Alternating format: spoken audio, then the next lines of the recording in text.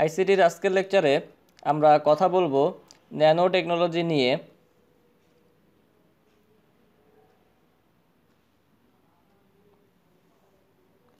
Nano technology নিয়ে আমরা প্রথমে যদি কথা বলতে চাই তাহলে প্রথমে ন্যানো শব্দটি চলে আসবে।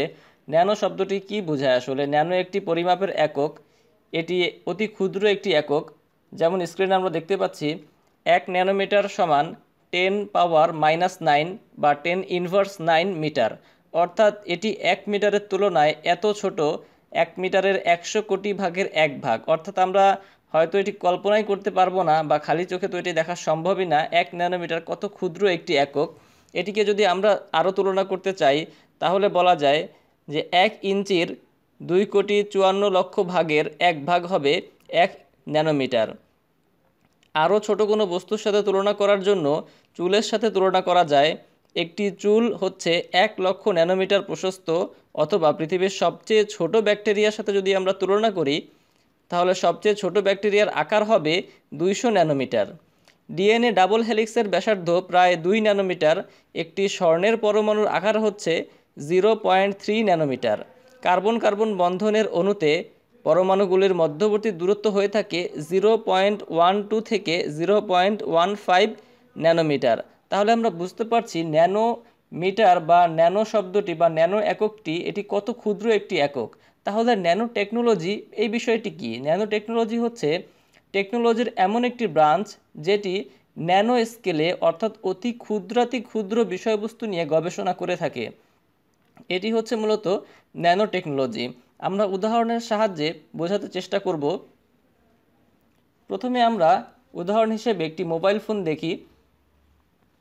মোবাইল ফোনের সাইজ যদি আমরা দেখি তাহলে আমরা বুঝতে পারবো ন্যানো টেকনোলজি কী জিনিস। যেমন আমরা যখন প্রথম দিকে মোবাইল ফোন আমাদের হাতে পাই, অর্থাৎ এটি 2000 সালের শুরুর দিকে বাংলাদেশে মোবাইল ফোনের প্রচলন বাড়তে থাকে। তো ওই সময়কার দিকে মোবাইল ফোনগুলোর সাইজ আমরা যারা দেখেছি বা আমাদের বড়দের কাছে আমরা যারা শুনেছি, তো ওই সময়কার মোবাইল ফোনের সাইজগুলো দেখলে আমরা দেখব অনেক বড় আকৃতির মোবাইল ফোন ছিল ওই সময়। তো এই মোবাইল ফোনগুলো, এই বড় আকৃতির মোবাইল ফোনগুলো থেকে বর্তমান সময়ে যে ছোট ছোট মোবাইল ফোন চলে এসেছে, এই ছোট ছোট মোবাইল ফোনগুলো হচ্ছে ন্যানো টেকনোলজির একটি বিশেষ প্রভাব। কারণ ওই বড় মোবাইল ফোনগুলো থেকে ন্যানো টেকনোলজির মাধ্যমে ছোট মোবাইল ফোনে আরও বেশি অধিক ক্ষমতা এবং অধিক মানসম্পন্ন বিভিন্ন যন্ত্রাংশ যুক্ত হয়েছে। আমরা যদি আরও দেখি, যেমন মেমোরি কার্ড, আমরা প্রথম দিকে যে মেমোরি কার্ডগুলো ব্যবহার করতাম সেগুলো সাধারণত ছিল অত্যন্ত ছোট মেমোরি কার্ড, অর্থাৎ এর স্পেস বা জায়গা ছিল অত্যন্ত ছোট। যেমন প্রথম দিকে 128 মেগাবাইট, 256 মেগাবাইট, 512 মেগাবাইট এই মেমোরি কার্ডগুলোর অনেক বেশি প্রচলন ছিল। আস্তে আস্তে এই মেমোরি কার্ডগুলোর জায়গা দখল করেছে বর্তমান সময়ে 16 গিগাবাইট, 32 গিগাবাইট, 128 গিগাবাইট, 64 গিগাবাইট ইত্যাদি মেমোরি কার্ডগুলো আগের ওই ছোট ছোট মেমোরি কার্ডগুলোর জায়গা দখল করেছে। এগুলো হচ্ছে ন্যানো টেকনোলজির বিশেষ প্রভাব। তাহলে আমরা ন্যানো টেকনোলজি বলতে কি বলতে পারি? ন্যানো টেকনোলজি হচ্ছে এমন একটি টেকনোলজি যেটি বস্তুর আকৃতি অপেক্ষাকৃত ছোট করে এর যে ধারণ ক্ষমতা বা এর কর্মক্ষমতা বা কর্মদক্ষতা এটি বহুগুণে বাড়িয়ে দিবে। এটি হচ্ছে ন্যানো টেকনোলজি। একই সাথে আমরা উদাহরণ হিসেবে ক্যামেরার কথা চিন্তা করতে পারি। আমাদের প্রথম দিকের মোবাইল ফোনগুলোতে ক্যামেরা ছিল না। এরপর যখন মোবাইল ফোনগুলোতে ক্যামেরা প্রথম দেয়া শুরু হয় তখন ক্যামেরাগুলো ছিল অত্যন্ত নিম্নমানের ক্যামেরা, অর্থাৎ 0.3 মেগাপিক্সেল বা 1 মেগাপিক্সেল এরকম ক্যামেরাগুলো ছিল। তো এটি যেই মোবাইল ফোনের ডিভাইসগুলোতে ছিল সেই ডিভাইসগুলোর থেকে এখনকার সময় যে মোবাইল ফোনের ডিভাইসে ক্যামেরা পাওয়া যায় এই ক্যামেরাগুলো অনেক বেশি রেজুলেশন সম্পন্ন এবং অনেক বেশি পরিষ্কার ছবি ধারণ করতে বা ভিডিও ধারণ করতে সক্ষম। তাহলে আমরা কি দেখতে পাচ্ছি? আমরা দেখতে পাচ্ছি যে আগের একই পরিমাণ ডিভাইসে বা একই জায়গা থেকে এখন আরও অনেক বেশি ছোট জায়গাতে অনেক বেশি কর্মক্ষমতা সম্পন্ন ক্যামেরা বা রেজুলেশন পাওয়া যাচ্ছে। এরপরে রয়েছে প্রসেসর। আমরা আগে দেখেছি প্রসেসরগুলো মোবাইলের প্রসেসর বা কম্পিউটারের প্রসেসর এটি অত্যন্ত নিম্নমানের ছিল, অর্থাৎ এটি স্লো প্রকৃতির ছিল। কিন্তু বর্তমান সময়ে এই ন্যানো টেকনোলজির উন্নতির ফলে প্রসেসরগুলো অত্যন্ত হাই পাওয়ার সম্পন্ন হয়েছে। অর্থাৎ আমরা দেখতে পাই বিভিন্ন ইন্টেলের প্রসেসর বা এএমডির প্রসেসর এটি অত্যন্ত দ্রুত গতিসম্পন্ন কোর i3, কোর i5 বা কোর i7 এই প্রসেসরগুলো অনেক বেশি দ্রুত কাজ করতে সক্ষম। যেখানে দেখা যেত আগের প্রসেসরগুলো মিনিটে মিনিটে এরকম 100টি অঙ্ক করতে সক্ষম ছিল বা 100টি ক্যালকুলেশন করতে সক্ষম ছিল, সেক্ষেত্রে এখনকার সময় প্রসেসরগুলো মিনিটে কয়েক লক্ষ গণিত সলভ করতে সক্ষম হচ্ছে। এটি ন্যানো টেকনোলজির প্রভাব। এরপরে রয়েছে ইন্টিগ্রেটেড সার্কিট বা সংক্ষেপে আমরা যাকে আইসি বলে থাকি।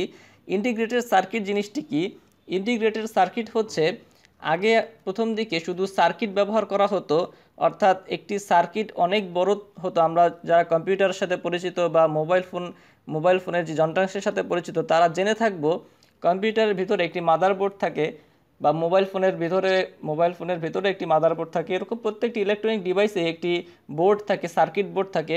এই সার্কিট বোর্ডগুলো অনেক বড় হয়ে থাকে। তো প্রথম দিকের যে সার্কিট বোর্ডগুলো সেটি অত্যন্ত বড় ছিল, কিন্তু বর্তমান সময়ে ন্যানো টেকনোলজির প্রভাবে এই আগের সময়ের এই বড় বড় সার্কিট বোর্ডগুলো এটি অত্যন্ত ছোট আকারে ইন্টিগ্রেটেড সার্কিট হিসেবে বা আইসি রূপে তৈরি হয়েছে, যার ফলে একটি বড় বোর্ডের ভিতরে আমরা একই সাথে অনেকগুলো আমরা ছোট ছোট সার্কিট যুক্ত করতে পারছি। তো এরপরে আমরা দেখব ইউজেস অফ ন্যানো টেকনোলজির ব্যবহার। ন্যানো টেকনোলজির ব্যবহারের মধ্যে প্রথমেই রয়েছে রাসায়নিক শিল্পে ন্যানো টেকনোলজির ব্যবহার। রাসায়নিক শিল্পে সানস্ক্রিনে ব্যবহৃত টাইটানিয়াম ডাইঅক্সাইড তৈরির কাজে, বিভিন্ন জিনিসের প্রলেপ তৈরির কাজে, পানি বিশুদ্ধকরণের কাজে ইত্যাদি বিভিন্ন রাসায়নিক কাজে ন্যানো টেকনোলজির ব্যবহার হয়ে থাকে। এরপর রয়েছে খাদ্যশিল্পে খাদ্যজাত দ্রব্য প্যাকেজিংয়ের সিলভার তৈরির কাজে, খাদ্যের স্বাদ তৈরিতে ব্যবহৃত বিভিন্ন ধরনের ন্যানো ম্যাটেরিয়াল তৈরিতে।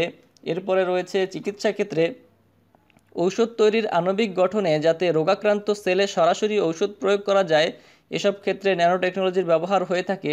এরপরে ইলেকট্রনিক্স শিল্পে, সেখানেও বিভিন্ন যন্ত্রপাতিতে বিদ্যুৎ খরচ, ওজন এবং আকৃতি কমিয়ে কার্যক্ষমতা ও দক্ষতা বৃদ্ধির জন্য ন্যানো টেকনোলজি ব্যবহার করা হয়। নবায়নযোগ্য শক্তি শিল্পে এক্ষেত্রেও সৌরকোষের চাইতে আরও অধিক সাশ্রয়ী মূল্যের ন্যানোটেক সৌরকোষ তৈরিতে এবং বিভিন্ন প্রকার ব্যাটারি তৈরিতে ন্যানো টেকনোলজি নিয়ে কাজ করা হয়।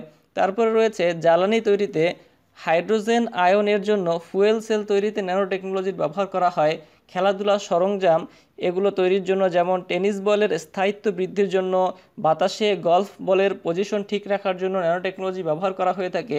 তাছাড়াও রয়েছে হার্ডওয়্যার তৈরিতে, কম্পিউটার সহ বিভিন্ন ইলেকট্রনিক্স যন্ত্রাংশের হার্ডওয়্যার তৈরিতে, যেমন ভিডিও গেমস কনসোল এবং পিসির মেমোরি, গতি, দক্ষতা ইত্যাদি বৃদ্ধির জন্য বিভিন্ন হার্ডওয়্যার তৈরিতে ন্যানো টেকনোলজি ব্যবহার করা হয়ে থাকে। এরপর আমরা দেখব ন্যানো টেকনোলজির সুবিধা। ন্যানো টেকনোলজির অনেক সুবিধা রয়েছে, তার মধ্যে আমরা কয়েকটি নিয়ে এখানে আলোচনা করছি। প্রথম সুবিধা হলো উৎপাদিত পণ্য মজবুত, বেশি স্থায়ী এবং আকারে ছোট, সাথে ওজনে হালকা হয়ে থাকে। যেমন ন্যানো টিউব, ন্যানো পার্টিকেল ইত্যাদি দ্বারা উৎপাদিত পণ্য মজবুত, বেশি টেকসই বা স্থায়ী, আকারে তুলনামূলক ছোট এবং ওজনে হালকা হয়ে থাকে। এরপরে কোয়ান্টাম কম্পিউটিং ইলেকট্রনিক্স শিল্পে বৈপ্লবিক পরিবর্তন নিয়ে এসেছে। ন্যানো টেকনোলজির মতো nano transistor, nano diode, plasma display ইত্যাদি ব্যবহারের ফলে ইলেকট্রনিক্স শিল্পে বৈপ্লবিক পরিবর্তন হচ্ছে, সেই সাথে বিকশিত হচ্ছে কোয়ান্টাম কম্পিউটিং। এরপরে রয়েছে বিদ্যুৎ সাশ্রয়ী ও সৌরশক্তির অধিকতর ব্যবহার। এই প্রযুক্তি প্রয়োগের ফলে ব্যবহৃত যন্ত্রপাতি, ইলেকট্রনিক্স সামগ্রী বিদ্যুৎ সাশ্রয়ী করা যায়। ন্যানো টেকনোলজির দ্বারা তৈরি battery, fuel cell, solar cell ইত্যাদির মাধ্যমে সৌরশক্তিকে অধিকতর কাজে লাগানো সম্ভব হয়েছে। এবার আমরা দেখব ন্যানো টেকনোলজির কিছু অসুবিধা। আমরা জানি যেসব জিনিসের সুবিধা থাকে তার সাথে কিছু সাইড ইফেক্ট বা অসুবিধাও থাকে। তো এখানে অসুবিধা বলতে আমরা যেটি আলোচনা করব, ন্যানো টেকনোলজির অসুবিধার মধ্যে প্রথমে রয়েছে এই টেকনোলজি তুলনামূলক ব্যয়বহুল একটি টেকনোলজি এবং সেই সাথে এই টেকনোলজিকে সঠিকভাবে ব্যবহার করার জন্য দক্ষ শ্রমিক, দক্ষ কারিগর, দক্ষ ইঞ্জিনিয়ারের প্রয়োজন হয়ে থাকে। তাছাড়া এই ন্যানো টেকনোলজির গবেষণার জন্য যে সকল ন্যানো পার্টিকেল নিয়ে কাজ করা হয়ে থাকে এগুলো মানুষের শরীরের জন্য ক্ষতিকর। তো আজকে এই পর্যন্তই। ধন্যবাদ সবাইকে আমাদের লেকচারের সাথে থাকার জন্য। তো আজকের লেকচারে আমি কিছু কথা বলবো। আজকের লেকচারটি আমরা বিগত লেকচারগুলোর তুলনায় একটু ভিন্নতর করার চেষ্টা করেছি। তো আজকের লেকচারটি তোমাদের কেমন লাগলো সেটি জানাতে ভুলো না। কমেন্ট করতে পারো আমাদের ইউটিউব ভিডিও লিঙ্কের নিচে, কমেন্ট করতে পারো আমাদের ফেসবুক পেজে। ভালো লেগে থাকলে আমাদের ফেসবুক পেজে লাইক করতে পারো, ভিডিওটি লাইক করতে পারো ইউটিউবে, আর বন্ধুদের সাথে শেয়ার করতে ভুলো না। সেই সাথে আমাদের ইউটিউব চ্যানেলে তোমরা অবশ্যই সাবস্ক্রাইব করবে। আর আরেকটি কথা যেটি বলবো যে তোমাদের মতামত আমরা এই বিষয়ে চাচ্ছি যে ভিডিও ডিউরেশন কতটুকু করলে তোমাদের জন্য ভালো হয়। ভিডিও ডিউরেশন আমরা কি 10 মিনিটের ভিতরে রাখবো নাকি একটু বড় ডিউরেশন করব, 20 মিনিটের ভিতরে রাখবো, সেটি তোমরা বললে তোমাদের পছন্দ অনুযায়ী আমরা 10 মিনিটের ভিতরে কিংবা 20 মিনিটের ভিতরে কিংবা 30 মিনিটের ভিতরে আমরা ভিডিও করতে পারি। তো আজকে এই পর্যন্তই। ধন্যবাদ সবাইকে।